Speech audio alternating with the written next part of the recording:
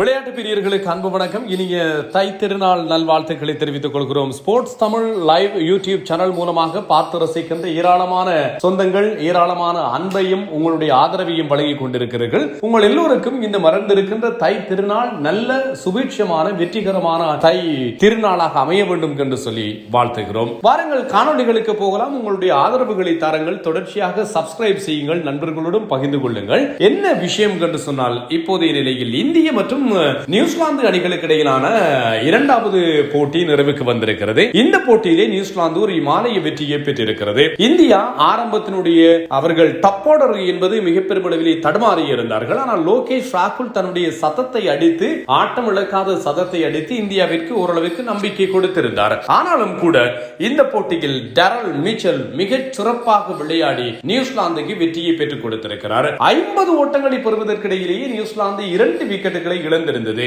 ஆனால் ஒரு சத இணைப்பாட்டம் வில் ஜங் மற்றும் டெரல் மிச்சல் ஆகியோருக்கு இடையிலே பெறப்பட்டது. அதுவும் டெரல் மிச்சல் ஆட்டம் இழக்காத 131 ஓட்டங்களை விளாச அந்த போட்டியில் நியூசிலாந்து நேற்று வெற்றி பெற்றிருக்கிறது.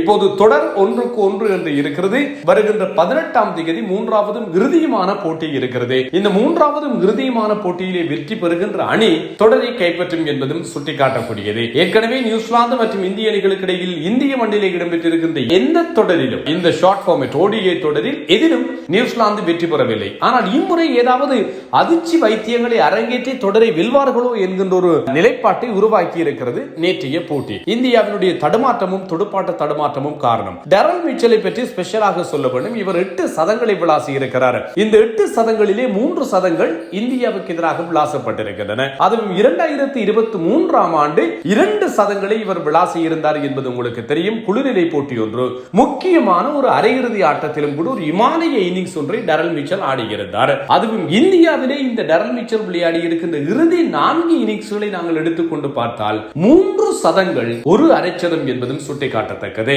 இந்த தொடரிலே 80க்கு மேற்பட்ட ஓட்டம் 1, நேற்று 131 என்று சொல்லி 2 மிகப்பெரிய இன்னிங்ஸ்களை ஆடியிருக்கிறார். 50க்கு மேற்பட்ட சராசரி டெரல் மிச்சலுக்கு இருக்கிறது. ஒருநாள் போட்டிகளுக்கான தரவரிசையில் விராட் கோலி நேற்று முதலிடத்தை பிடித்திருந்தார். அதிகமாக அடுத்து வரப்போகின்ற தரவரிசையிலே டெரல் மிச்சல் விராட் கோலியை பின்னுக்கு தள்ளிவிட்டு தரவரிசையில் முதலிடத்தை தட்டிச் செல்வார்கள் என்று சொல்லியே எதிர்பார்க்கப்படுகிறது. இந்தியாவினுடைய பந்து வீச்சு நேற்று பெரிய அளவிலே சோபித்திருக்கவில்லை. இந்தியாவினுடைய வீரர்கள் அவ்வளவு திறமையான ஆட்டத்தை நேற்றைய நாளிலே ஆடியிருக்கவில்லை என்பது ஞாபகப்படுத்தக்கூடிய ஒரு விஷயம் என்று சொல்லலாம். ஸ்கோர் விவரங்களை நாங்கள் பார்க்கின்ற போது நேற்றைய நாளிலே முதலில் துடுப்படுத்தாடிய இந்தியா 284 ஓட்டங்களை பெற்றது. 7 விக்கெட்டுகளை இழந்து லோகேஷ் ராகுல் 92 பந்துகளில் 112 ஓட்டங்கள், அணித்தலைவர் சுப்மான் கில் 56, ஜடேஜா 27 ஓட்டங்கள், ரோஹித் சர்மா 24 ஓட்டங்களை பெற்றுக் கொண்டார். விராட் கோலி நேற்று பெரிதாக சோபிக்கவில்லை. கிளார்க் 56 ஓட்டங்களுக்கு 3 விக்கெட்டுகள், பிரேஸ்வெல் 34 1, அதே போன்று லெனாக்ஸ் 42 1,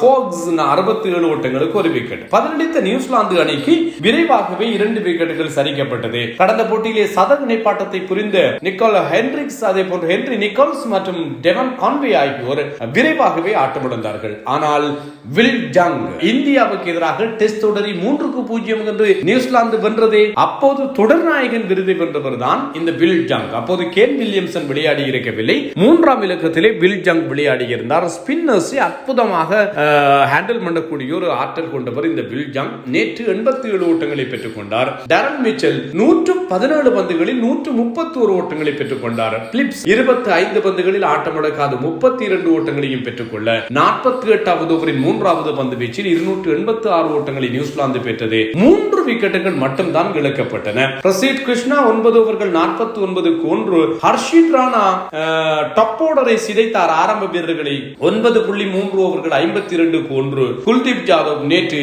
அவருடைய கேரியரிலே ஒரு மோசமான எக்ஸ்பென்சிவ் ஸ்பெல் என்று சொல்லலாம் நேற்றைய நாளில் அமைந்திருக்கிறது. 10 ஓவர்கள் 82 ஓட்டங்களை விட்டுக் கொடுத்து 1 விக்கெட்டை கைப்பற்றியிருந்தார். 7 விக்கெட்டுகளால் நியூசிலாந்து வெற்றி பெற்றிருக்கிறது. இப்போது தொடர் 1-1 என்று வந்திருக்கிறது. வருகின்ற 18ஆம் தேதி மூன்றாவது இறுதியுமான போட்டி இடம்பெறுகின்ற போது யார் தொடரை வெல்லப் போகிறார்கள் என்று சொல்லி எதிர்பார்ப்புகளோடு இருக்கலாம். அண்டர் 19 உலகக்கிண்ண ஆட்டங்கள் ஆரம்பமாகின்றன. அது தொடர்பான விவரங்களை பகிர்ந்து கொள்வோம். இலங்கை மற்றும் இங்கிலாந்து அணிகளுக்கு இடையிலான தொடர் ஆரம்பமாக போகிறது. அது பற்றியும் நீங்கள் எதிர்பார்ப்புகளோடு இருக்கலாம். இது மாத்திரமல்லாமல் இலங்கையினுடைய உலகக்கிண்ணத்துக்கான சீருடை அறிமுகம் செய்து வைக்கப்பட்டிருக்கிறது. அழகான சீருடை. அது தொடர்பான ஒரு ஊடகவியலாளர் சந்திப்பும் கூட நேற்றைய நாளிலே இடம்பெற்றிருந்தது என்பதும் ஞாபகப்படுத்தக்கூடிய விஷயம். விஷயம். எல்லா விஷயங்களோடும் இன்னும் ஒரு காணொளியில் சந்திக்கலாம். சந்திக்கும் வரை அன்பு வணக்கங்களோடு விடைபெறுவது தில்லியம்பரம் தரணிதரன்.